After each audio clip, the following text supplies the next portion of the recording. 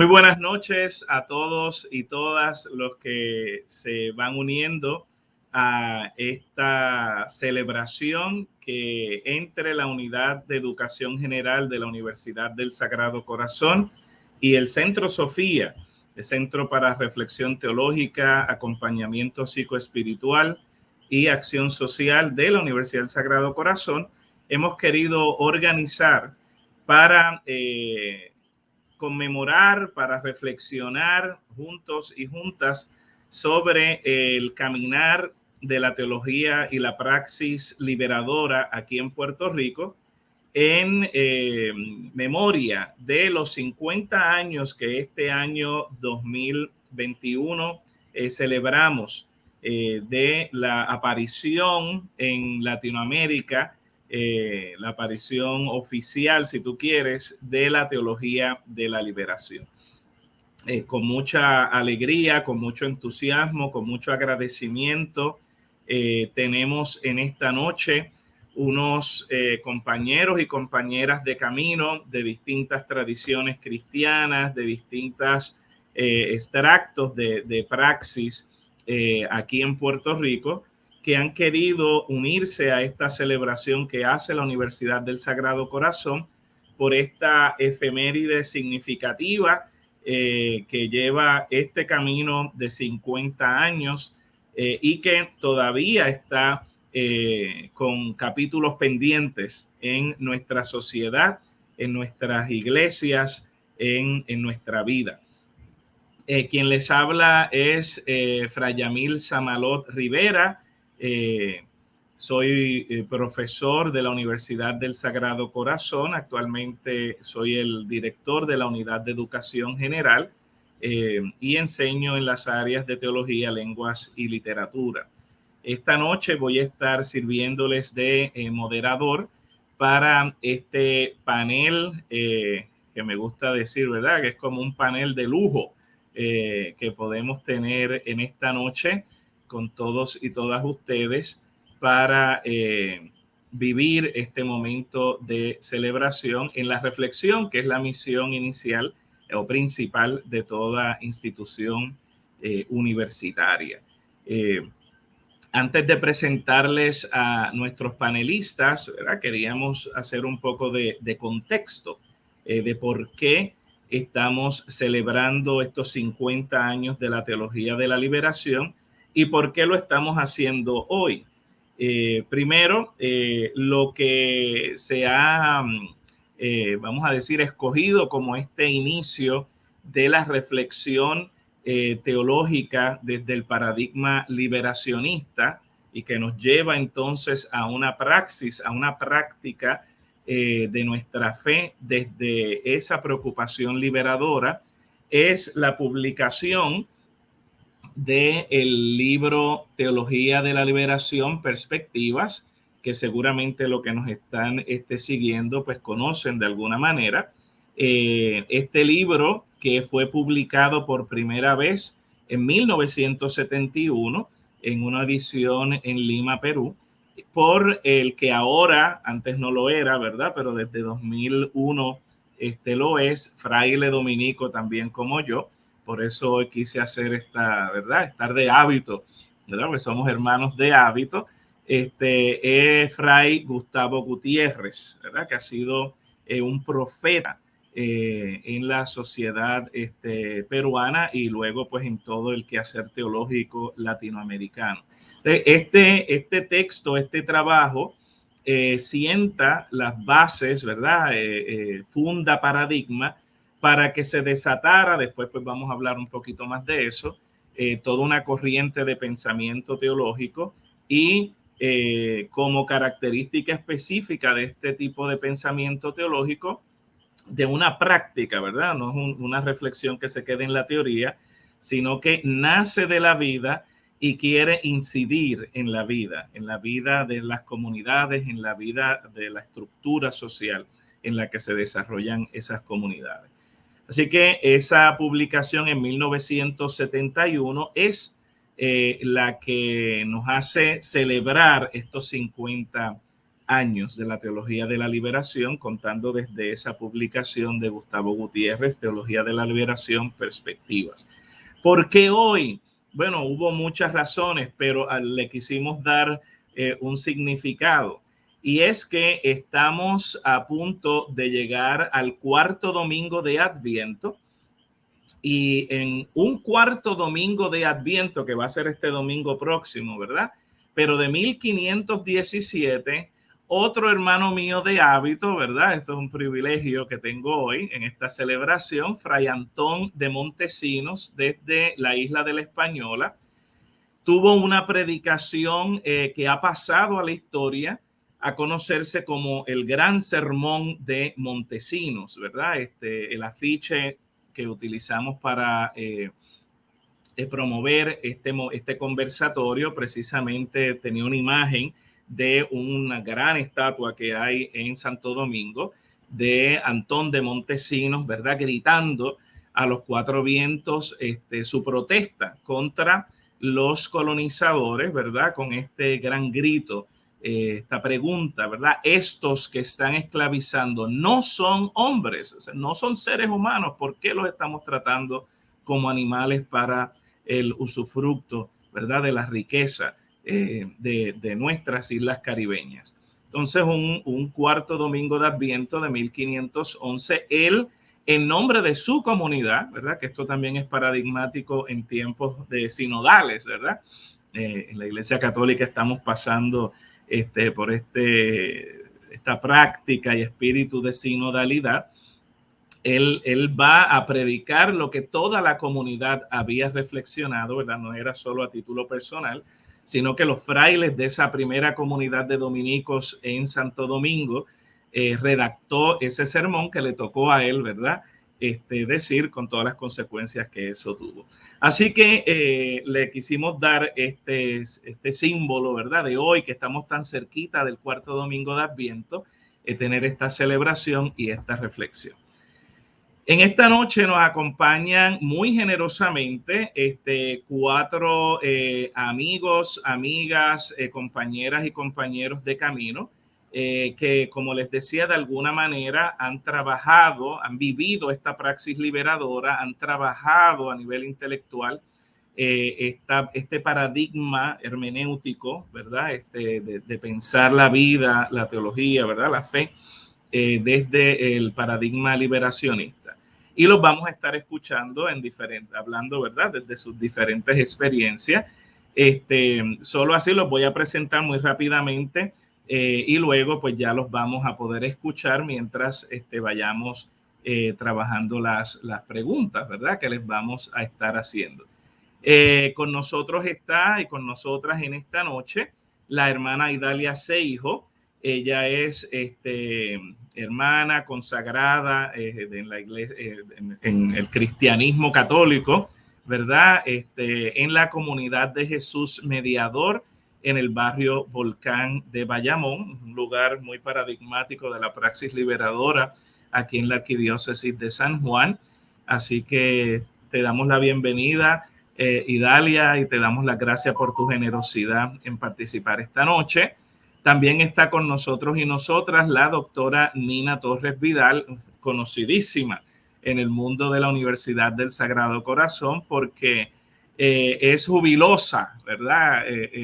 Vive en estos momentos su jubilación, llena de júbilo por haber sido catedrática de literatura y lengua española por muchísimos años en nuestra universidad, también comprometidísima en las causas de la liberación, especialmente de la mujer. Gracias, Nina, por estar aquí. Yo tengo el honor de ocupar su oficina allá en la universidad. Tenemos también con nosotros y nosotras al doctor Samuel Silva Gotay, también muy conocido en las esferas de la teología. Él es profesor emérito de la Universidad de Puerto Rico y tengo que decirlo, ¿verdad? Quien publicó tal vez el libro más paradigmático del trabajo teológico liberacionista aquí en Puerto Rico. Ya también cumple cumpleaños este texto y tiene una nueva edición, ¿verdad? Aniversario. El libro El pensamiento cristiano revolucionario en América Latina y el Caribe, que eran las implicaciones de la teología de la liberación para la sociología de la religión, porque el doctor Silva Gotay, ¿verdad? Es sociólogo, teólogo. Este libro es fundamental en la historia de la teología puertorriqueña y caribeña. Y también muchísimas gracias a Sammy Silva, ¿verdad? Por su generosidad y a su asistente que está ahí ayudándolo también, a la querida Jovita. Gracias por estar con nosotros esta noche. Y finalmente, que también vamos a decirlo, ¿verdad? Como un servidor cumplimos 50 años como la teología de la liberación este año. El gran amigo, doctor, reverendo, licenciado Francisco Concepción. Él actualmente se desarrolla como catedrático asociado en la Universidad Interamericana de Barranquitas, entre otras cosas, y que, tengo que decirlo desde ya, para después dejar eso tranquilo, tiene esta publicación, ¿verdad? Que no tiene mucho tiempo, la eclesiología de Monseñor Romero y el problema de la tortura, ¿verdad? Haciendo una reflexión del pensamiento eclesiológico de este profeta de la teología de la liberación en la tradición católica, pero cristiana en general, ¿verdad? Monseñor, canonizado ahora ya por la Iglesia Católica, Monseñor Oscar Arnulfo Romero, ¿verdad? Así que su libro, esperamos que haya una próxima edición próximamente. Bueno, pues entonces luego de presentarles a todos y todas los que van a estar conversando en esta noche, quisiéramos pues comenzar con una primera pregunta vamos a decir, nuestro teólogo, sociólogo, historiador, el doctor Sammy Silva Gotay. Sammy, tú nos podrías hablar un poco precisamente del origen, ¿verdad? De la teología de la liberación.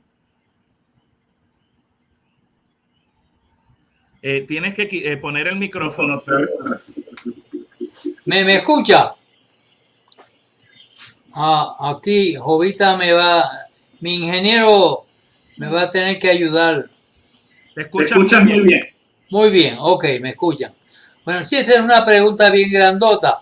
De hecho, a la nueva edición del libro de Pensamiento Cristiano le añadí precisamente los orígenes de la teología de la liberación, porque en realidad es una historia de esos orígenes, ¿no? ¿Me escucho?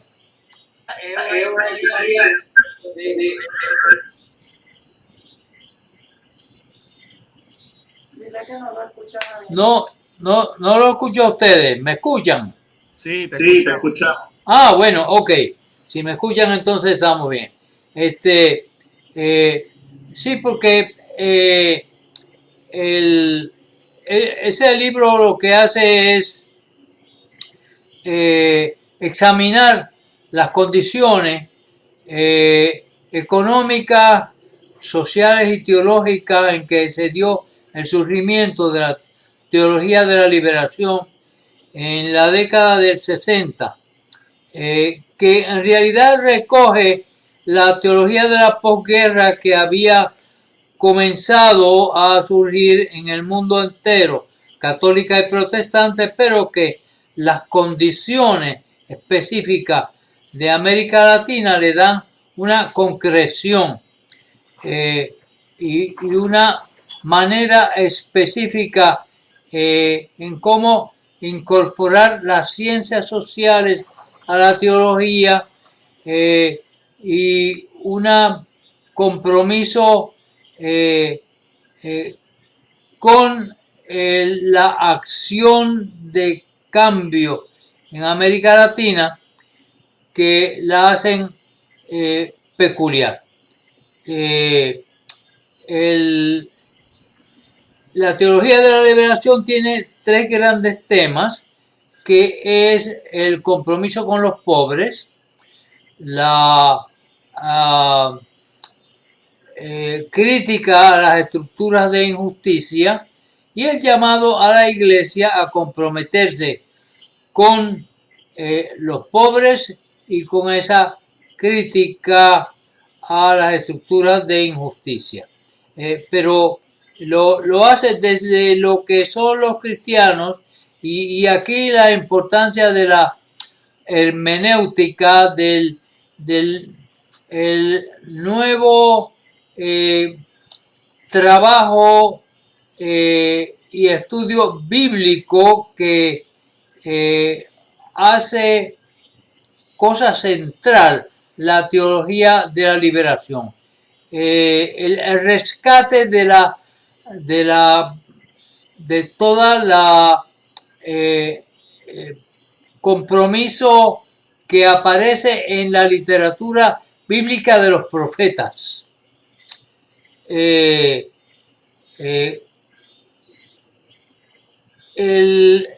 Cómo eso repercute finalmente en concepciones como María, la Madre de Jesús, en el libro de Lucas, que significa una manera de entender a Dios como entendían los profetas, ¿no? El Dios que viene a trastornar todas las estructuras de opresión de los poderosos sobre los débiles.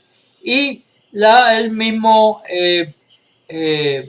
presentación de Jesús, el Espíritu me ha sido dado para predicarle a los pobres la liberación y todo su programa, ¿no? Y como en la iglesia primitiva esto se da, señalando que esto tiene un fundamento bíblico muy importante frente a lo que en el pasado fue mucha filosofía y que hace posible el compromiso político de transformar la sociedad a partir de esa comprensión bíblica sobre quién es Dios como el comprometido con transformar el mundo para los pobres. Y esto pues lleva a la incorporación entonces, como es natural, de las ciencias sociales para analizar cuál es la situación de los pobres en la sociedad y las causas de la pobreza para entonces enfrentar esas causas con eficiencia y entender la teoría política que puede facilitar el enfrentarse a esa tarea, ¿no? Y claro, esto como núcleo de la teología de la liberación, en torno a lo cual se va dando todo ese desarrollo enorme que después se va a dar en la teología negra, la teología africana, la teología asiática, de liberación. Así que diríamos, son puntos fundamentales a tener en consideración para pensar todo ese enorme desarrollo que a partir de la década de el 60 se va dando en toda América Latina. Gracias. Sammy. Entonces, este entorno, ¿verdad? Este contexto de turbulencia social, de concientización social en América Latina, ¿verdad? Que es lo que crea esta turbulencia por el deseo de liberar a la sociedad, a las comunidades empobrecidas, al ser humano empobrecido, es lo que lleva entonces, ¿verdad? Desde una lectura bíblica que hace a Dios, pone en boca de Dios, ¿verdad? Este clamor por que los seres humanos puedan vivir con dignidad y salgan de estas situaciones, por ejemplo, de dictaduras que hubo en todas partes de América Latina, de Sudamérica, Centroamérica y el Caribe, estas situaciones de empobrecimiento, ¿verdad? Y de falta de dignidad de la persona. Ese movimiento de concientización que lleva entonces a la reflexión teológica también, ¿verdad? A hacer una lectura y comprometerse a nivel político, ¿verdad? De la polis, de la ciudad, de ver qué podemos hacer para cambiar esto. Aquí lo hemos vivido en Puerto Rico y por eso hemos invitado a la hermana Idalia Seijo de la comunidad de Jesús Mediador en el barrio Volcán, y queríamos desde ya, ¿verdad?, hacer contraparte, cómo el origen, vamos a decir, teórico a nivel bíblico, sociológico, teológico, y cómo es que en una comunidad olvidada del municipio de Bayamón se empieza a vivir esta experiencia de una praxis liberadora. Entonces, Idalia, ¿qué tú nos podrías compartir de la vida que han tenido ahí en la comunidad de Jesús Mediador? Le ponemos el micrófono a Idalia para que se pueda escuchar. ¿Cómo no? Yo diría que tengo que mencionar sobre todo a Padre Álvaro, ¿verdad? Dominico también, que fue el que dio origen a este grupo y que infundió en nosotros, en nosotras, esa visión de dedicarnos a las clases desposeídas. Y él lo tenía muy claro. Es nuestra misión dedicarnos a las clases pobres, porque por mucho tiempo pues se ha dedicado el personal religioso a otras clases, ¿verdad? Bueno, pues por ahí, por esa línea, empezamos nosotros a caminar, a aprender haciendo, ¿verdad? Cuando se celebra el Concilio Vaticano II, pues naturalmente abre caminos, abre ventanas y puertas, ¿verdad? Que nosotros al estudiar los documentos que ellos expresaron, pues eso va calando en nosotros, haciéndonos reconstruir nuestra visión de la realidad.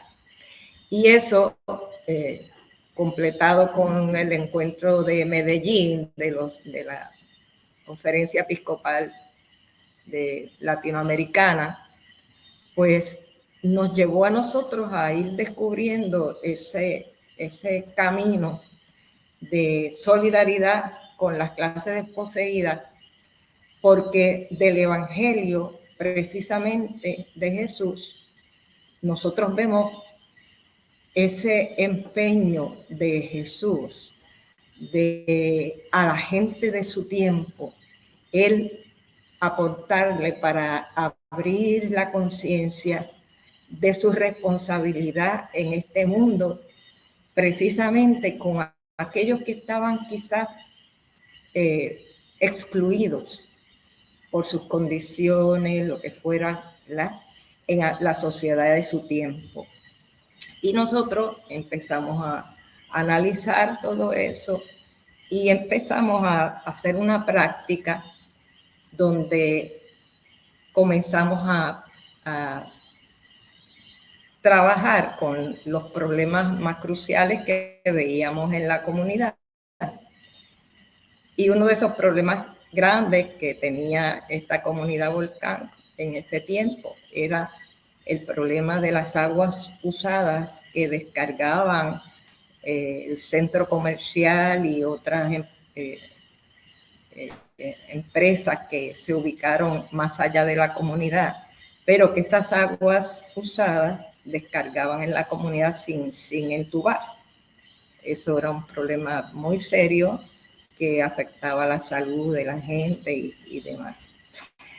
Pues por ahí empezamos las primeras experiencias comunitarias con esta comunidad. Se organizaron y se dio la lucha y por fin pues se logró, después de mucho esfuerzo, que se atendiera esta situación. Luego nosotros pues continuamos tratando de llevar esta visión de compromiso con las clases desposeídas a partir de lo que entendíamos desde entonces que la fe nos pedía, ¿verdad? Y así pues empezamos a compartir con otras comunidades también. Hacíamos encuentros de comunidades y ellos empezaban a compartir lo que cada cual estaba haciendo. Eso fue un precioso momento, ¿verdad? Donde aprender unos de otros. Padre Álvaro siempre nos enseñó que teníamos que aprender haciendo. Y eso mismo le comunicamos nosotros a la gente. Pues seguimos creciendo en el compromiso, entonces empezamos a compartir con luchas sociales que se iban dando en el país. Y bueno, pues con los trabajadores, y hasta que llegamos a la lucha de Vieques, que aquello fue tremenda lucha, ¿verdad? Y la comunidad aprendió a compartir desde su realidad con estas otras comunidades que estaban en lucha por justicia social. Hicimos un apoyo desde una solidaridad, desde la comunidad Volcán, pues íbamos a otras situaciones de otras comunidades, llevando nuestro apoyo económico, porque aquí la colecta que se hacía en las misas no era para nosotros, sino para ayudar precisamente a distintas entidades y personas que estuvieran pasando situaciones difíciles. Pero íbamos aprendiendo según se iban presentando las situaciones, ¿verdad? Por ejemplo, en la época a principios de la década del 70, hubo aquel movimiento aquí en Puerto Rico de la toma de tierra por grupos de familias para construir sus viviendas porque no tenían, había un problema de vivienda en Puerto Rico bastante serio en esa época. Y entonces, pues, un grupo de familias vinieron al convento a pedirnos apoyo y las hermanas, pues, entendimos que nosotras teníamos nuestra casa segura, ¿verdad? Pero no podíamos entonces decirle, lo siento, vayan en paz.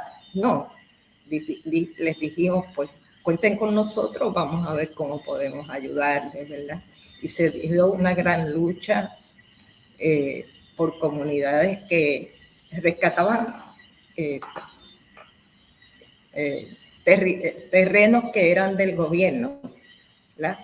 Y que ellos pues habían estado viviendo, muchos de ellos habían estado viviendo en Estados Unidos y regresan a Puerto Rico y no tenían casa. Entonces se hacinaban con sus familiares. Y eso es pues una situación que se complica cuando hay mucha gente, ¿verdad?, viviendo en una misma casa. Pues esa fue una lucha que se dio, que hubo que ir a los tribunales, etcétera, etcétera, pero mucha gente pudo resolver su situación de vivienda.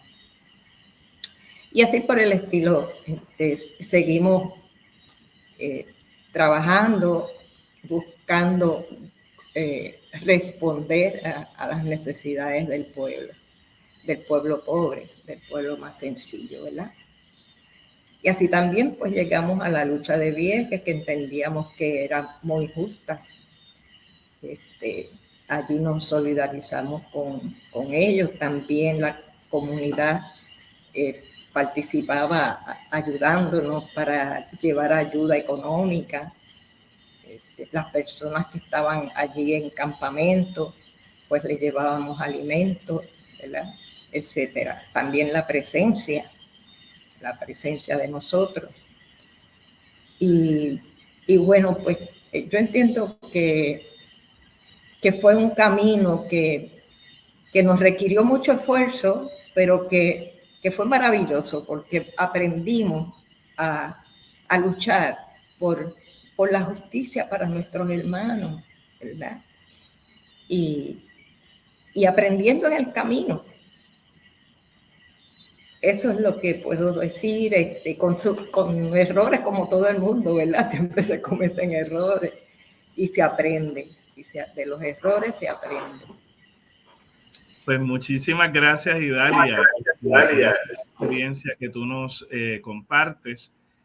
Vamos viendo, ¿verdad? Todos los que nos están siguiendo a través del Facebook Live de Centro Sofía, cómo esta inquietud teológica, esta inquietud de poder reflexionar la fe desde esta experiencia de los profetas, esa experiencia de los profetas que leen una realidad de la sociedad y pues se sienten ese clamor de las necesidades del pueblo como la misma voz de Dios que les impulsa a querer hacer un cambio social y que encarnan personajes del Nuevo Testamento, como nos lo dijo el doctor Silva Gotay, ¿verdad? De María, la madre de Jesús, y por supuesto, pues el mismo Jesús de Nazaret, al que sigue el cristianismo, ¿verdad? Y su palabra, como esta reflexión sobre el mensaje evangélico lleva a este tipo de no solo análisis, ¿verdad? De la fe con un substrato de análisis sociológico de la realidad, sino que lleva a opciones como las que nos comparte la hermana Idalia Seijo, ¿verdad? De la Comunidad de Jesús Mediador, en estas causas específicas en las que la fe lleva a la acción. Hemos visto, ¿verdad? Que esto se hace la experiencia que nos expresa la hermana Idalia, viene pues de una comunidad de hermanas consagradas dentro de la Iglesia Católica. Pero quisiéramos también escuchar ahora al doctor Francisco Concepción, si nos podía dar un poquito también de contexto de cómo se ha dado este proceso de la teología de la liberación desde la tradición protestante. Él es un ministro luterano ordenado también, y dentro de esa tradición, pues queremos que nos comparta. Muy bien, buenas noches, Yamil. Gracias por esta oportunidad y a todos los que nos están escuchando en el día de hoy. Yo creo que hablar de la teología de la liberación en los 50 años de la misma es un compromiso. Y es un compromiso, voy a decir por qué. Número uno, porque la teología de la liberación es la teología fundamental. Es decir, no hay posibilidad de hablar de pensar teológico si no es desde la teología de la liberación. Por lo menos ese es el acercamiento que yo tengo al problema de la teología de la liberación. Es decir, esa hermenéutica que rescata la dimensión histórica en el texto bíblico, no para decir que lo que se narra en el texto ocurrió, sino para decirnos que lo que se revela en el texto es una revelación de una acción de Dios dentro de la historia que se revela para rescatar, para liberar, para sacar a su pueblo de la esclavitud. Así como hizo en el Éxodo, sigue haciendo hoy en día en las distintas circunstancias.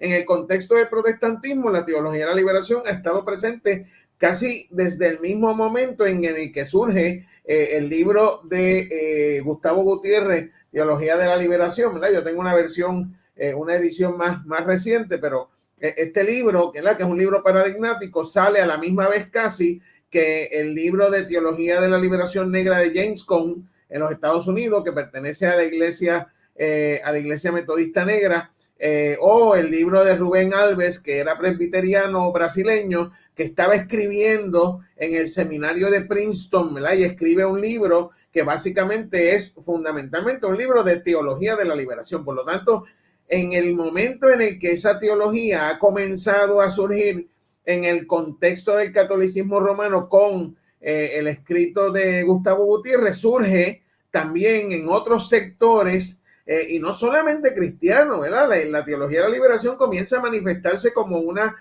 teología macroecuménica, y eso es lo que la hace tan rica.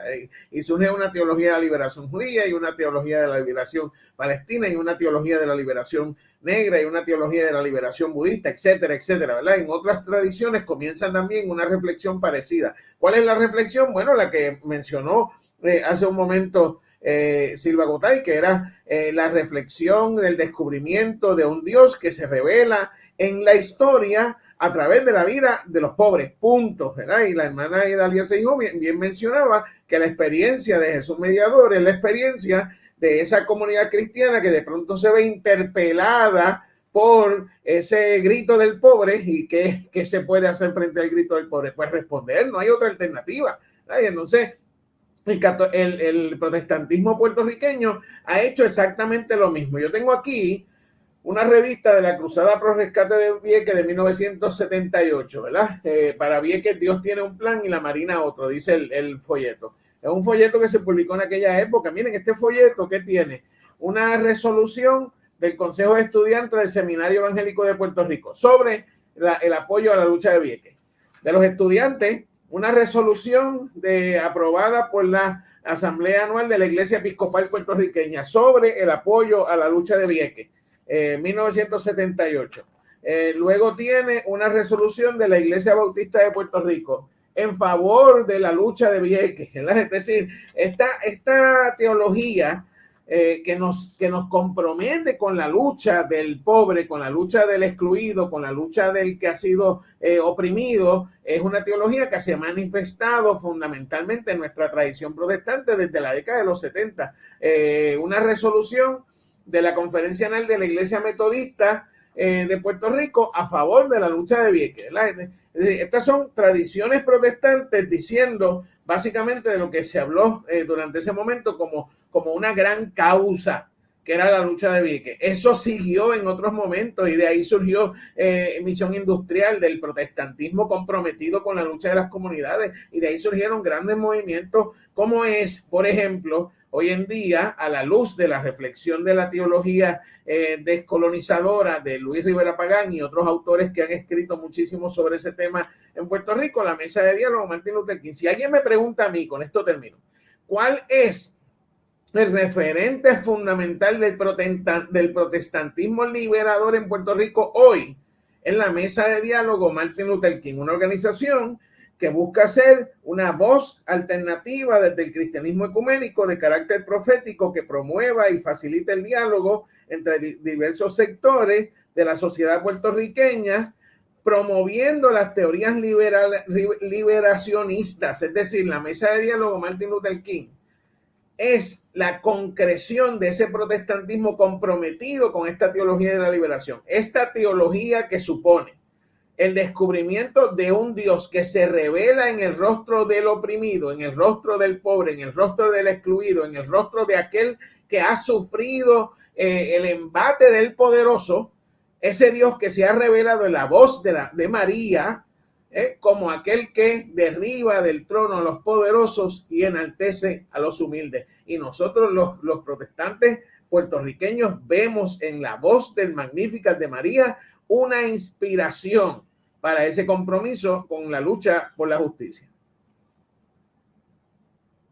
Maravilloso. El doctor Francisco Concepción es parte de la mesa de diálogo Martin Luther King y la lleva adelante, que siendo un conglomerado mayormente protestante, también tiene voces católicas participando también. Uno de ellos es el gerente de nuestro centro Sofía en la Universidad del Sagrado Corazón, que está también por ahí. Así que esto es un trabajo ahora de fe que aúna el cristianismo, ¿verdad?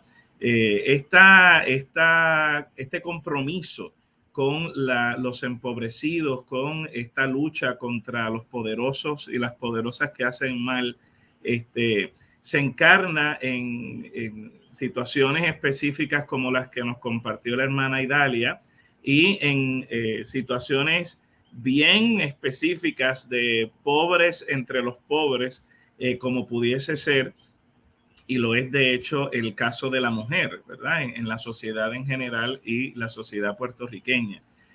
Quisiéramos escuchar ahora a la doctora Nina Torres para que nos comparta un poco cómo ha sido ella como mujer católica intelectual puertorriqueña, ese camino de compromiso liberador con la causa de la mujer en Puerto Rico. Escuchamos, Nina.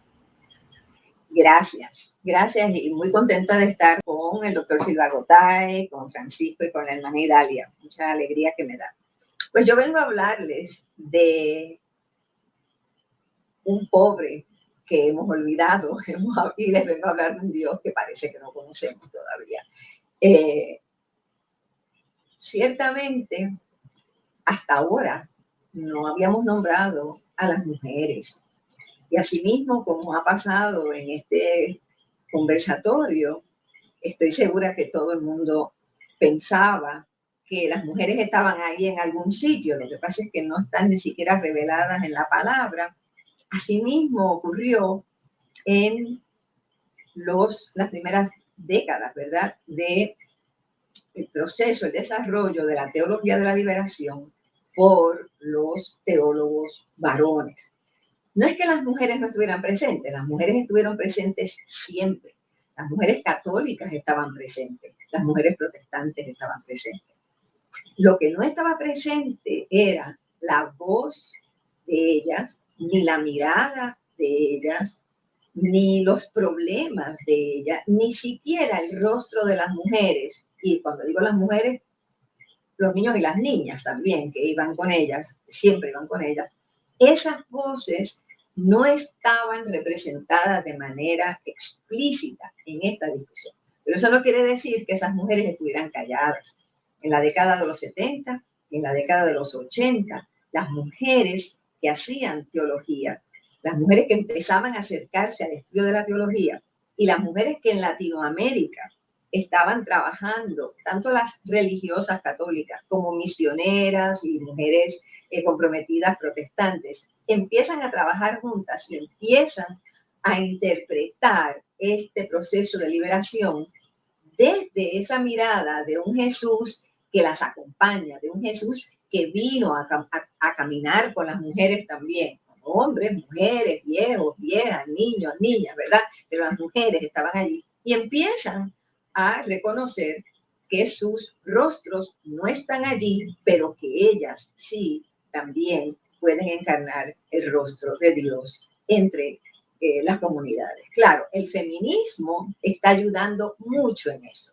Yo vengo a la teología desde el feminismo. Yo soy una estudiosa del feminismo desde la década de los 70, cuando era una joven estudiante. Llego a la Universidad del Sagrado Corazón como joven profesora, reitero, porque suena como que estoy bien viejita. Y me encuentro con un grupo de religiosas del Sagrado Corazón que están enfrentando un cambio en su orden, justamente influidas por todo el pensamiento de la teología de la liberación. Sin embargo, esas religiosas no estaban trabajando el tema desde la perspectiva de las mujeres, ni desde la teología que estaban haciendo las mujeres. Durante esa década de los 80, yo me fui interesando, yo estoy interesándome en el feminismo desde mi disciplina de estudio. Yo soy una comparatista, yo estudié literatura comparada, la literatura, las ciencias sociales, el derecho, hicieron unas grandes aportaciones a esta mirada de lo que es una sociedad que oprime, ¿verdad? Y marginaliza a las mujeres. En un momento de mi vida, ya en la década de los 80, yo estoy insertada en el activismo, ¿verdad? Ya al final de la década de los 80, ya además de la reflexión, ¿verdad?, intelectual y de la práctica en la literatura, yo estoy repensando lo que yo he aprendido como una humanista clásica, así que estoy repensando mis propias disciplinas, mi práctica en el salón de clase, y me inserto también en el activismo feminista en Puerto Rico.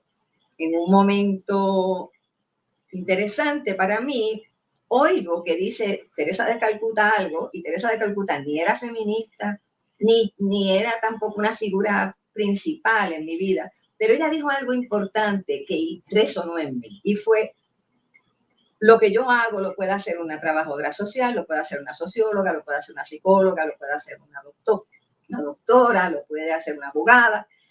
Yo no lo hago por esas razones. El trabajo que yo lo hago por mi amor y mi compromiso radical con Jesús. Entonces, yo, que siempre tuve mucho interés en mi vida religiosa, pero que tenía conflictos en algunas ocasiones con la iglesia como estructura, sentí que eso era lo que yo necesitaba y quería hacer. Y en un momento yo articulé: yo quiero hacer esto que estoy haciendo, la lucha por las mujeres, la lucha por los niños y las niñas, la lucha por las más pobres de las pobres, la lucha por las injusticias que sufren las mujeres por razón de ser mujeres. O sea, yo quiero hacer este trabajo que estoy haciendo desde mi fe, entre otras cosas, porque mucho de lo que nosotros vimos en la opresión de las mujeres y la dificultad para ayudar a las mujeres a salir de esas opresiones tenían que ver con lo insertado que tenían, ¿verdad?, en su ser las palabras opresoras de los representantes de sus iglesias. Entonces surge algo muy importante, y es que en un momento de crisis en mi vida, a la muerte de mi madre, una persona me dice: tú lo que tienes que hacer es ir al seminario evangélico a estudiar teología feminista. Y me presenta a Sandra Mangual, la doctora Sandra Mangual. La doctora Sandra Mangual es una puertorriqueña protestante que en la década de los 80 estudió en Estados Unidos con las grandes gurús de la teología feminista norteamericana, pero que también conocía a las teólogas que estaban haciendo trabajo en Latinoamérica. Y ella empieza, entonces yo voy entonces a su curso, y claro, todo lo que yo tenía, que era mi reflexión desde el feminismo, mi espiritualidad y el estudio de la teología que estaban haciendo esas mujeres protestantes y católicas, ¿verdad? Mujeres comprometidas, mujeres en la lucha con la gente más pobre latinoamericana, pero también con gente pobre en Estados Unidos, ¿verdad? Eso engranó, ¿verdad? Y entonces yo dije: esto es lo que yo quiero hacer. Y de pronto empezamos nosotras a darnos cuenta, primero, conocer, ¿verdad?, a todas estas mujeres. Ustedes han ido mostrando libros, ¿verdad? Obviamente, alguien que tendríamos que nombrar inmediatamente, Elsa Tames, ¿verdad? Elsa Tames, una mujer protestante, metodista, que fue quizás una de las voces más importantes como la precursora de la teología feminista y de la liberación, ¿verdad?, en Latinoamérica, y que es muy amiga de Puerto Rico. Mujeres escribiendo juntas libros de mujeres protestantes y católicas, diciendo: yo siento a Dios de otro modo, cuál es el rostro femenino de Dios, haciendo eclesiología, trabajando el tema de la Biblia, rescatando las mujeres que podrían ser nuestras guías. Teología desde las mujeres en Centroamérica. Estos son libros clásicos, libros viejos, libros que ya tienen 43 años, ¿verdad? Y que se escriben, que se van escribiendo a la luz e influidas, obviamente, por esa mirada liberacionista, como bien decía Francisco. No se puede mirar de otra manera, y naturalmente empiezan las mujeres a dialogar, y de pronto esa división entre mujeres protestantes y católicas para mí se desvanece, porque es desde el protestantismo, ¿verdad?, que entonces yo me acerco nuevamente a las iglesias, a las mujeres y al trabajo que yo estaba haciendo. En el 90, a principito del 90, en Puerto Rico, entonces se organiza un grupo muy interesante de mujeres, un grupo pequeño de trabajo. Éramos mujeres protestantes y católicas. Había una religiosa norteamericana muy comprometida con el país, una psicóloga de formación católica muy crítica y una feminista muy conocida. Había mujeres protestantes muy conocidas, estaba la doctora Sandra Mangual y estaba también la reverenda Yamina Polinares, ambas protestantes, que habían estudiado en teología feminista en Estados Unidos y que traen de una manera puertorriqueñista. Estaba también Eunice Santana, o sea, eran mujeres de mucho activismo, pero que habían encontrado que era necesario que mirásemos a las mujeres como las más pobres de las pobres y que mirásemos esa realidad diferente a la realidad de los hombres, ¿verdad? Y entonces mirar lo que eso significaba en las estructuras de la iglesia, etc. Esto fue una experiencia de diálogo. Esto se daba en el diálogo, porque la teología de las mujeres, o la teología que hacían las mujeres, desde los ojos de las mujeres, desde la experiencia de las mujeres, desde la cotidianidad de las mujeres, que se daban cuenta que lo que las había separado todo el tiempo no era nada más que el ansia de poder, y empezaron entonces a unirse y a trabajar juntas desde una mirada liberacionista, desde una mirada solidaria de mujeres, desde una mirada de la cotidianidad, desde una mirada de esperanza, desde una mirada de que Jesús la acompaña. Eso para mí fue de lo más enriquecedor para mi formación y para mi trabajo, ¿verdad? El trabajo de la justicia. Yo estaba rodeada de mujeres que trabajaban por la justicia, que estaban comprometidas por la justicia, por las mujeres, que han hecho un trabajo extraordinario. Pero el trabajo de la justicia no solamente entonces era una reflexión intelectual para mí, sino que era un compromiso de fe, de mi espiritualidad, y estaba entonces radicalmente atravesado por el amor, ¿verdad? Esa era la parte que yo quería, era la justicia con ternura, que era lo que yo quería hacer.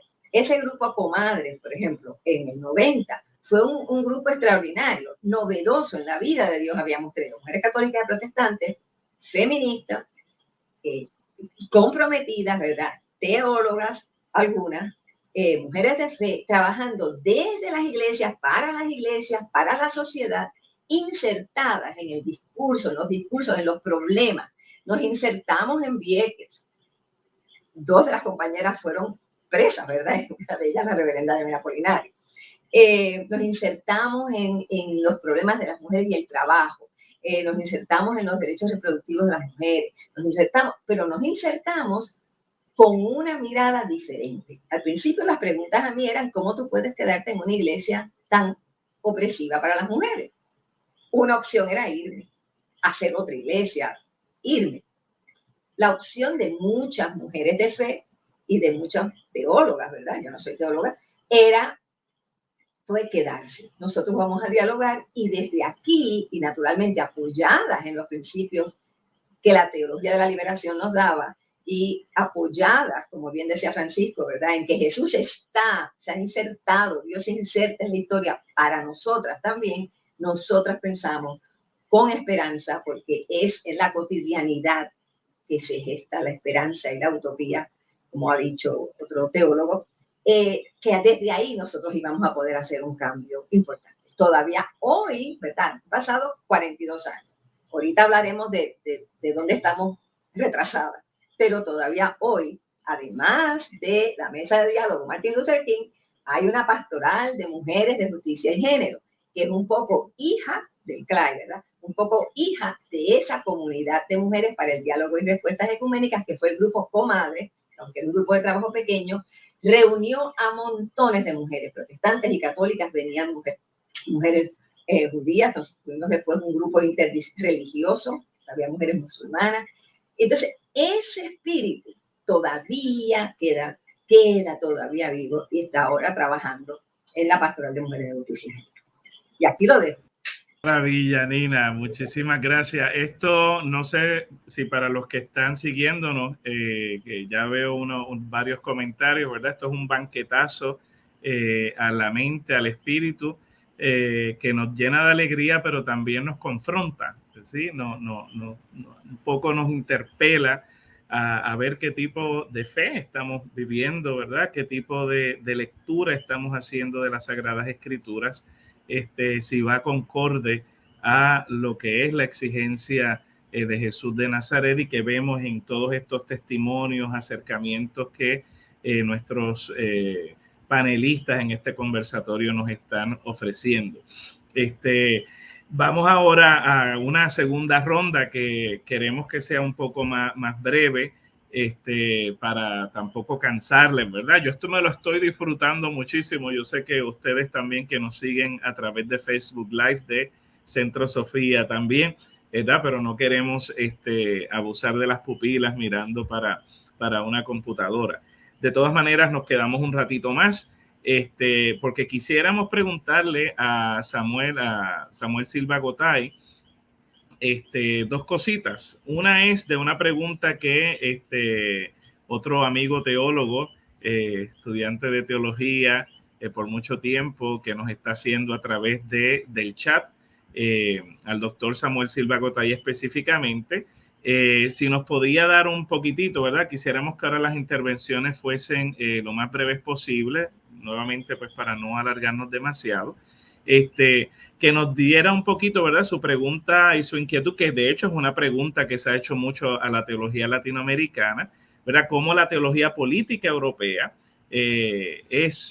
pudo ser, ¿verdad?, germen de esta reflexión teológica latinoamericana, ¿verdad? A veces lo ponen como que, bueno, era tan original latinoamericana, no será una criollización de esa teología política europea. Es una pregunta que se hace, si el doctor Silva Gotay nos puede decir algo, y pues por supuesto si puede, ya que nos introdujo, ¿verdad?, a lectura bíblica, ¿verdad?, el origen bíblico de este acercamiento a la fe para la praxis liberadora, si nos añade alguna cosita más, ¿verdad?, del mismo Jesús, de la persona de Jesús evangélico.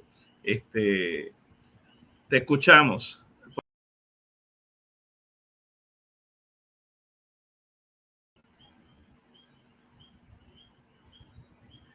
No te oyes todavía, Sammy. Hay que quitarle el mute. A ver, ¿me escuchas, Sammy? Todavía el micrófono lo tienes. Ahora me escucha. Bueno, hablaba de la teología de la posguerra, porque lo que ocurre es que todo esto empieza entre las dos guerras a desgajarse por el fuerte concentración en los estudios bíblicos, especialmente alemanes y holandeses y franceses, y de ahí vamos a tener gente como Schilleberg en Holanda, entre los católicos, y Barth y Bultmann, Tillich, que son hombres que van a comenzar a contribuir fundamentos al desarrollo de una mirada liberacionista de la teología, que va a ser posible, por ejemplo, el Gran Congreso de Oxford en el 37, antes de la Segunda Guerra Mundial, que va a reunir todo el protestantismo del mundo entero y que va a establecer una mirada que la vamos a encontrar en Vaticano II, el Consejo Mundial de Iglesia, en lo cual participaron mucho la Federación Mundial de Estudiantes Cristianos, que desde 1895, la organización ecuménica más antigua del mundo, había estado metiendo las manos en los asuntos del mundo a partir de la fe.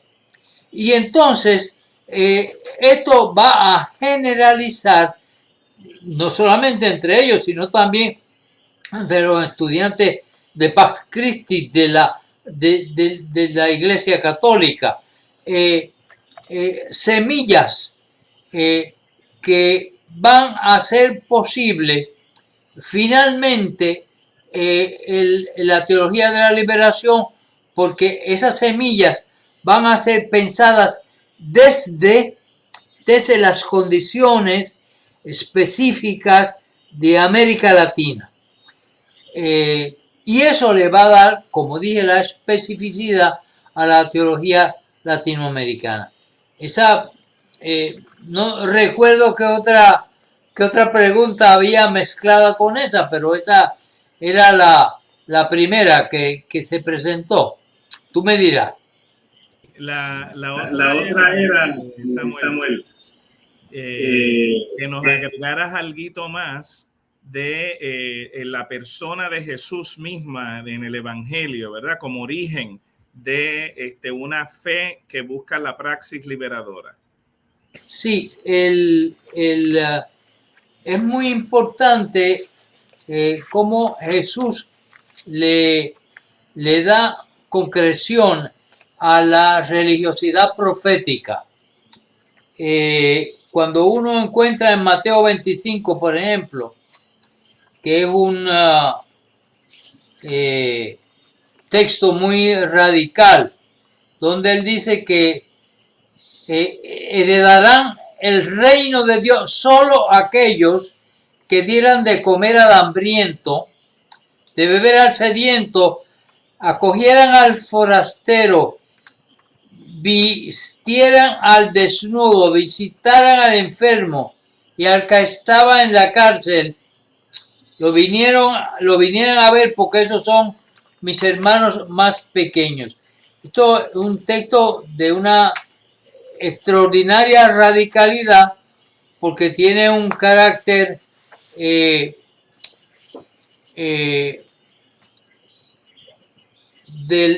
no solamente de la definición de la espiritualidad diferente al retiro del mundo, sino a todo lo contrario, a estar en el mundo, que es lo que va precisamente a definir todas estas teologías, el estar en el mundo y estar en el mundo con el pobre y oprimido. Y eso, pues, nos parte de Jesús, ¿no? Y esto, sin que hagamos una expansión de su presentación en el templo.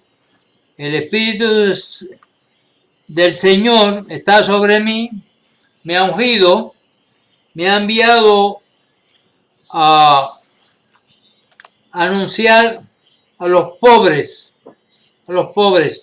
no a los poderosos, no a los políticos, la nueva buena, a proclamar la liberación a los cautivos y vista a los ciegos, para dar libertad a los oprimidos y proclamar un año de gracia del Señor. Si usted amplía cada uno de esos textos, sobre lo cual podría escribir de esas partecitas un libro, usted tiene ahí una colección de libros sobre teología de la liberación. Y cuando la iglesia se olvida o pospone o echa a un lado textos tan fundamentales como estos para hablar de dogmas y de cumplimientos a reglamentos y de autoridades, se convierte en una religión, en una cultura religiosa que tiene muy poco que ver con Jesús y los profetas. Y uno, como decía una de las partes de esa trilogía fundamental de la teología de la liberación, es llamar la iglesia a capítulo a precisamente mirar esto. Gracias, doctor Silva Gotay. Fíjate que el doctor Silva Gotay nos ha puntualizado en estas palabras de Jesús sobre una espiritualidad que no está desencarnada o que implica una salida del mundo, sino todo lo contrario, de una inserción en lo que es la realidad del mundo, ¿verdad? Y por eso este llamado a la iglesia también, o a las iglesias, a mirarse y decir, oye, esta es la espiritualidad de Jesús la que estamos promoviendo. Una de las características de la comunidad de Jesús Mediador ha sido precisamente allí en las celebraciones que comenzaron con nuestro hermano también dominico, que debe estar en la gloria, el padre Álvaro de Boer, un tipo de liturgia distinta, ¿verdad? De celebración, ¿verdad? Hemos hablado hasta ahora de esta comprensión del mensaje evangélico que se lleva a la práctica en unas causas, ¿verdad?, específicas, pero ahí también se ha dado esta comprensión del evangelio en la práctica de la oración, en la práctica del culto. Queríamos que de una manera breve la hermana Idalia nos compartiera cuál ha sido esa experiencia liberadora de celebrar la fe, ¿verdad? De vivir esa espiritualidad allí en Jesús Mediador. Bueno, podría decir que nosotros comenzamos con un ambiente de inclusión. Todos son bienvenidos a nuestra casa. Y eso pues da ya de salida un ambiente que puede ser muy valioso, porque dejamos a un lado las condenas y las que caracterizaron por mucho tiempo, ¿verdad?, a la Iglesia Católica. Y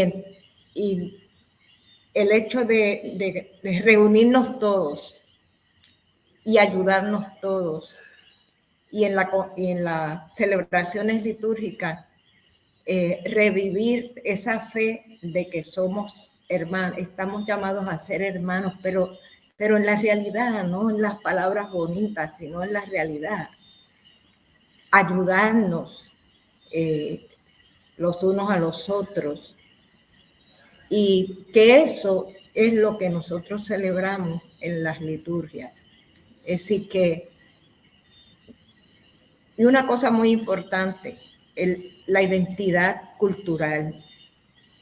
Nosotros casi desde el principio que comenzábamos en la congregación, empezamos un taller donde creamos música para las celebraciones litúrgicas a partir de nuestro folclore, de nuestra forma de alegrarnos la vida con la música, ¿verdad? Y sobre todo con unas letras que vayan llevando este mensaje liberador de que estamos hablando, a partir de una vivencia de fe profunda del Evangelio, de las enseñanzas de Jesús, ¿verdad?, que nos llegan a nosotros a través de sus discípulos y demás. Pues la creatividad, fomentando la creatividad de nuestra gente, componiendo estas letras que nos llevan a ese espíritu fraterno y de justicia social, ¿verdad? Quizás eso es el aporte que podemos decir que hemos tenido en el ambiente fraterno que hemos querido construir. Idalia, para los que no lo sabían, ¿verdad?, la hermana Idalia y las demás hermanas que han estado y que están, son grandes artistas también, han puesto, como ella dice, su creatividad con tantos otros músicos para hacer un canto que alaba a Dios, pero que alaba a ese Dios que busca liberar al ser humano de la esclavitud, de las esclavitudes sociales, ¿verdad? No solo de las esclavitudes morales, que es a las que casi siempre hemos querido circunscribir estas esclavitudes, sino esclavitudes concretas, ¿verdad? Que da la sociedad. Y entonces poder alabar a Dios, poder celebrar la fe desde esa misma inquietud de los profetas, de que trae Jesús, que trae María, es parte de esa experiencia que ha vivido Jesús mediador en la alabanza y en la súplica. Gracias, hermana Idalia. Quisiéramos ver con el doctor Francisco Concepción, ya que él ha sido un estudioso, ¿verdad?, de Monseñor Oscar Arnulfo Romero, además de un estudioso de una versión, que podríamos decir una versión de Monseñor Romero aquí en Puerto Rico, Monseñor Antulio Parrilla, dos obispos, ¿verdad? Hasta ahora hemos hablado de religiosas, de laicos, de diferentes tradiciones, incluso religiosas, pero aquí tenemos la figura de dos jerarcas, ¿verdad? Que muchas veces esa mitra se ve desde las esferas de poder. Pues aquí tenemos a dos paradigmas de pastor, ¿verdad? Que son pastores, como decía el Papa Francisco muchas veces, con olor a oveja. Doctor Francisco Concepción, pudiésemos quedarnos la noche completa hablando de ese tema, pero como sabemos que usted sabe hacer de una manera breve, nos podría compartir de lo que usted ha podido mirar sobre estas dos figuras paradigmáticas liberacionistas en Puerto Rico y América Latina, por favor. Claro que sí, gracias, Yamil. Mira, de entrada vamos a decir dos cosas. Número uno, a ninguno de los dos le funcionó muy bien tener la mitra, ¿sabes? Porque fueron perseguidos por las autoridades estatales y por las autoridades eclesiales también, ¿verdad? Incluso San Oscar Romero no llega a ser canonizado hasta que Francisco está en el Vaticano, ¿verdad? Es cuando logra acceder a los altares. Así que los dos van a experimentar un tipo de persecución que va a ser bastante común para las personas que se comprometen de una manera u otra, no solamente siendo obispo, no solamente siendo sacerdote, religioso, pastor, pastora, etcétera, etcétera, sino cualquier persona que se compromete en el proceso de la lucha por la justicia van a sufrir ese tipo de persecución. Ignacio Ellacuría escribió un libro en el 1984, Conversión de la Iglesia al Reino de Dios. Yo tengo la edición original, ¿verdad? Y él tiene un ensayo en ese libro sobre qué es el pueblo de Dios para Monseñor Romero. Y dice que el pueblo de Dios para Monseñor Romero tiene 4 características. Número 1, es un pueblo que hace una opción preferencial por los pobres. Ese concepto de la opción preferencial por los pobres es fundamental a la hora de entender qué es eso de la teología de la liberación y qué es eso del pueblo de Dios desde la perspectiva de Monseñor Romero. En segundo lugar, Ellacuría dice, Monseñor Romero entendía que el pueblo de Dios verdadero es el pueblo que se encarna en la realidad de su pueblo, ¿verdad? De la gente pobre, de la gente que está sufriendo, que está siendo perseguida, etcétera, etcétera.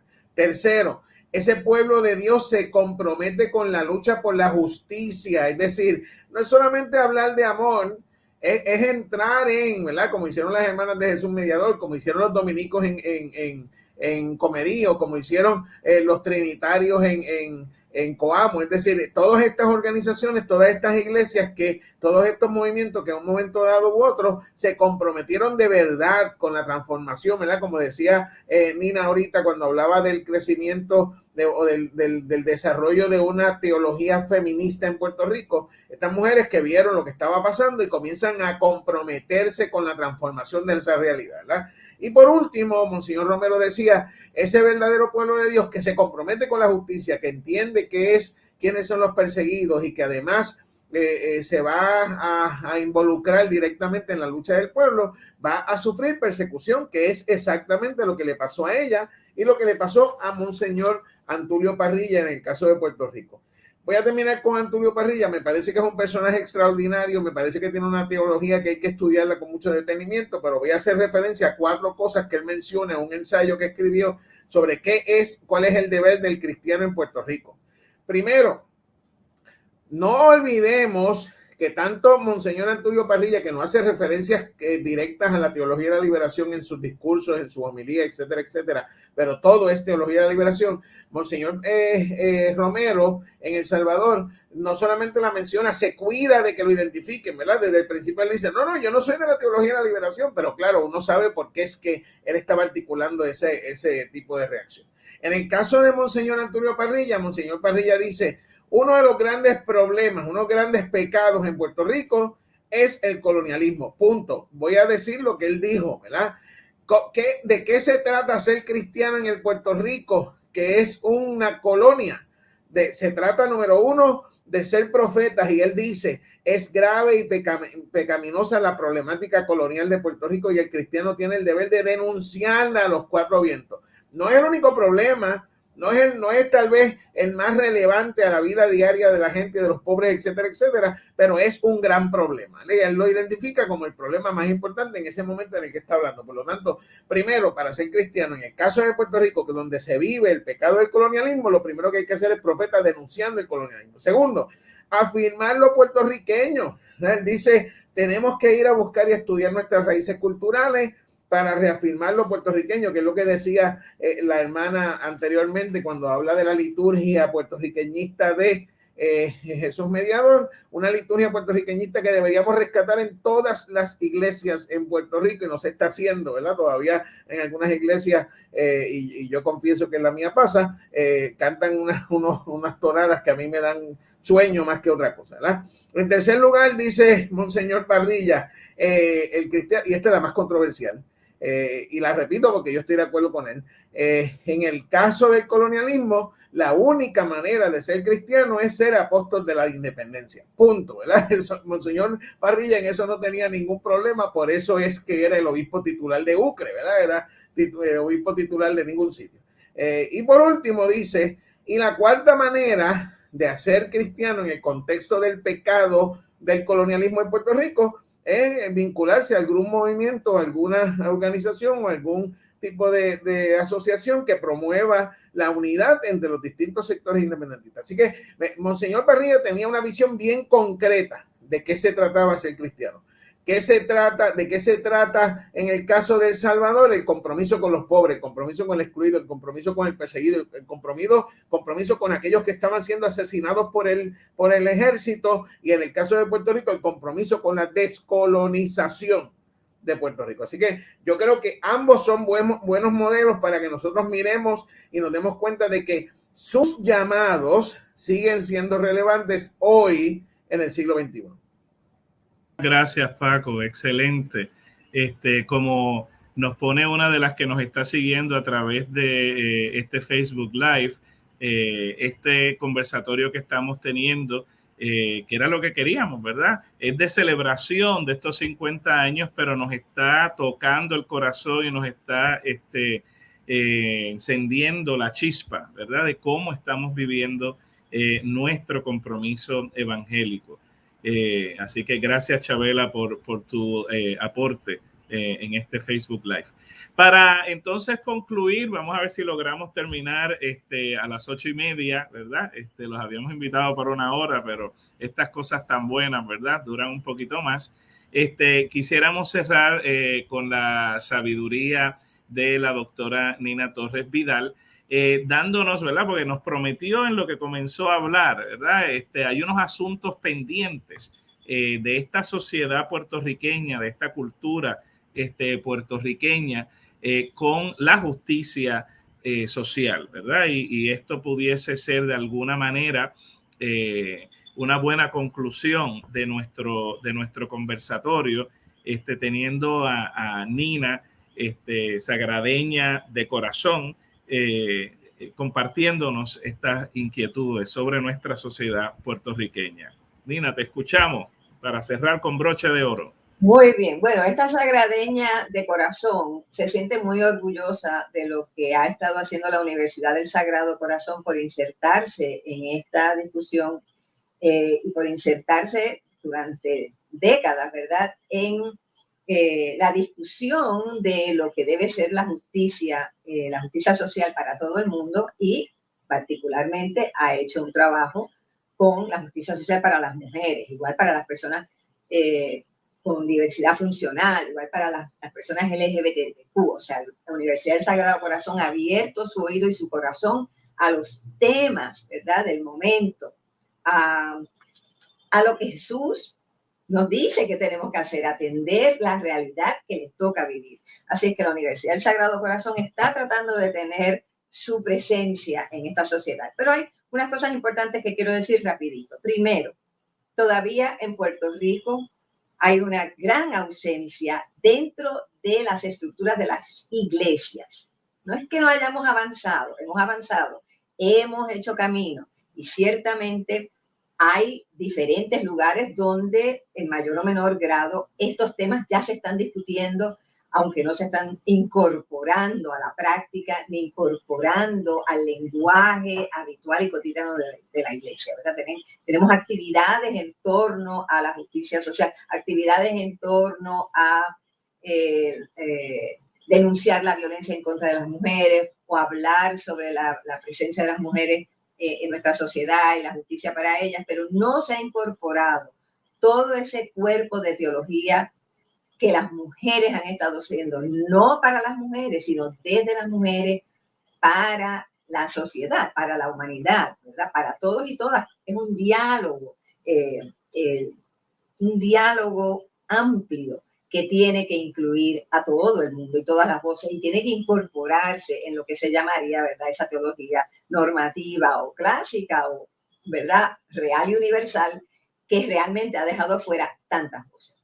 Hay algo fundamental que tenemos que agradecer y quiero mencionar a Bell Hooks, que acaba de morir hoy, una teóloga, una feminista, una teórica feminista negra que trabajó mucho el tema de las interseccionalidades. Es decir, que parte de lo que nosotros hemos disfrutado, ¿verdad?, y hemos aprovechado del feminismo es entender que la realidad humana es amplia, es diversa. Y así mismo como ustedes han ido mencionando, hay una teología negra, pues hay una teología negra y hay una teología negra de las mujeres, hay una teología latina, mujerista, desde las mujeres latinas, y hay una teología que trabaja con la descolonización, ¿verdad? Hay una teología que trabaja con las identidades originarias de los países y de los pueblos latinoamericanos, asiáticos, ¿verdad? Hay toda una teología desde los contextos culturales y sociales y las mujeres han sido las voces principales al rescatar esas teologías, porque las interseccionalidades son fundamentales para mirar las diversidades. ¿Y por qué existen esas diversidades? Bueno, porque en tono de esperanza les digo que si bien en las iglesias hay una ausencia del trabajo que han hecho, por ejemplo, las iglesias como el Volcán, ir a una celebración en el Volcán es tan diferente a ir a cualquier otra celebración en cualquier otra iglesia que uno se pregunta, ¿por qué no hemos incorporado eso que ha sido tan rico y que es tan nuestro dentro de la discusión de las iglesias? Hay una ausencia de la discusión amplia en las iglesias sobre el trabajo que han hecho las mujeres. No está incorporado. Y aunque se conozca y se hable, no se incorpora en la práctica, ¿verdad? Y eso ocurre en Puerto Rico, ocurre en Latinoamérica, ocurre en Estados Unidos. Las mujeres teólogas, las mujeres preparadas, las mujeres que son no solamente académicas, sino mujeres que trabajan con las comunidades, lo dicen continuamente. Ciertamente hay espacios donde se está haciendo, pero no es algo que las iglesias estén asumiendo y tomando en cuenta. De hecho, en Puerto Rico en este momento lo que hay es una oposición, ¿verdad? Y nos hemos cerrado, las iglesias se han cerrado nuevamente estos temas y lo que están haciendo es distanciando y casi sistemáticamente atacando mucho de lo que las mujeres hemos estado haciendo. Las mujeres de fe. Pero las mujeres de fe seguimos caminando y las mujeres de fe seguimos tocando, porque la sociedad, ¿verdad?, camina y se sostiene con los que se levantan con la esperanza día a día de que nosotros sí podremos, desde nuestra cotidianidad, transformar la sociedad, transformar esta realidad que nos oprime en una nueva realidad. Es importante reconocer que los movimientos sociales proféticos, como es el movimiento de la teología de la liberación, y como son los movimientos y como son las miradas de las teologías feministas, no se completan en sí mismos, no se construyen y se completan y se detienen. Un movimiento profético como este continúa y se transforma y se abre y siempre hay ventanas de posibilidad, puertas de entrada y de salida para ampliar la inclusión de a quienes vamos a atender. ¿Quiénes son en este momento los más pobres de los pobres?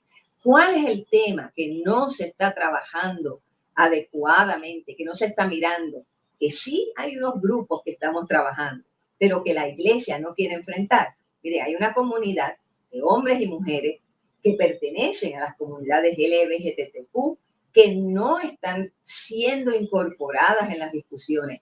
Ese es un tema de hoy, ¿verdad? Los movimientos de liberación, como el de la teología de la liberación, no puede hablar de liberación, no puede hablar del rostro, ni del reino, ni de la familia de Dios completamente, si hay gente que queda fuera. No nos salvamos solos y solas.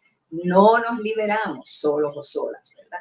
Esto es un movimiento que tiene que ir incorporando e incluyendo, como decía la hermana Idalia, se rompen las barreras. Lo primero que hacíamos era invitar, y así mismo uno se sentía cuando iba, ¿verdad?, a esas celebraciones. Pues eso es lo que las mujeres hemos estado trabajando, porque cuando uno ha estado en los márgenes o uno ha reconocido críticamente, ¿verdad?, mirado críticamente su situación, no es que uno sea mejor o peor, ni sea más privilegiado, no es que los pobres sean mejores o peores, es que tienen un punto de entrada, una mirada, una experiencia que tiene mucho que aportar a los que han estado en el centro o a los que han estado en el poder o a los que han estado privilegiados y no han podido ver, ¿verdad? Así es que esas voces tienen que tomarse en cuenta, y yo con mucha esperanza digo que movimientos proféticos, voces de hombres y mujeres en todas sus diversidades, ¿verdad?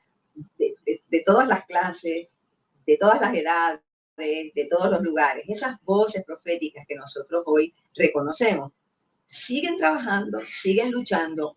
Unos los conocemos porque son más visibles, pero otras personas están luchando en sus casas, en sus comunidades, en sus regiones, en sus iglesias pequeñas, en sus familias, donde quiera que haya grupos de personas con dolores, grupos de personas que no cuentan, hay miradas de ternura, de gente que lucha por la justicia y cree en la posibilidad de una transformación. Nosotros queremos vivir el reino de Dios, y el reino de Dios está entre nosotros. El reino de Dios es, como decía una teóloga muy querida, más que el reino es la familia de Dios, y esa familia de Dios es para todas y todos, ¿verdad?, cada uno de nosotros. Así es que tenemos mucho que hacer, pero yo vivo con esperanza de que lo estamos haciendo poco a poco. Me pasé por 2 minutos. Qué maravilla. Yo creo que esto ha sido un dejar al Espíritu hablar. El Espíritu Santo, por definición, no hay cómo aprisionarlo.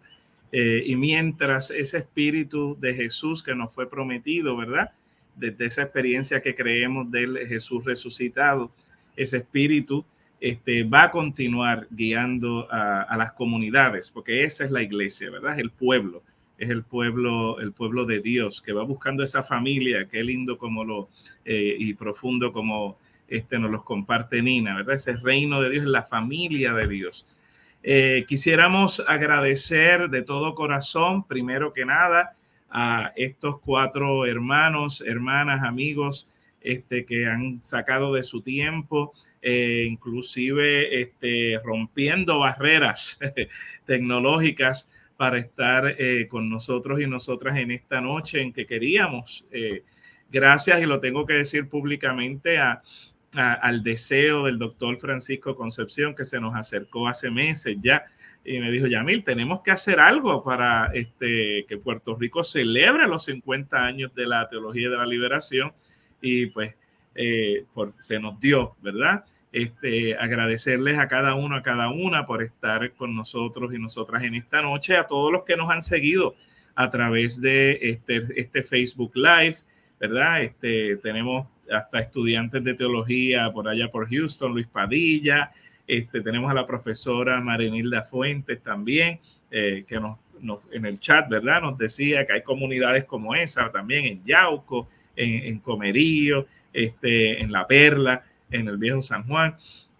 Todos los que han estado siguiéndonos en esta, hasta mi mamá nos está viendo en esta noche. Agradecerle muchísimo al profesor Edwin Figueroa, el gerente de nuestro Centro Sofía, ¿verdad? Que inmediatamente acogió esta idea de la Unidad de Educación General de la Universidad del Sagrado Corazón para hacer este trabajo conjunto, y al profesor Marcos Salas, que desde Bogotá está, ¿verdad? Esos son los milagros de la tecnología, ha estado como productor de este momento que tenemos a través de Facebook Live. Así que no sé, Marcos, si nos puedes poner a todos otra vez para despedirnos. Gracias. Muchas gracias. Y nos veremos en la próxima. Y feliz Navidad. Que ese Jesús encarnado nos ayude a seguir encarnando el amor en la historia. Así que un abrazo a todos y a todas. Gracias.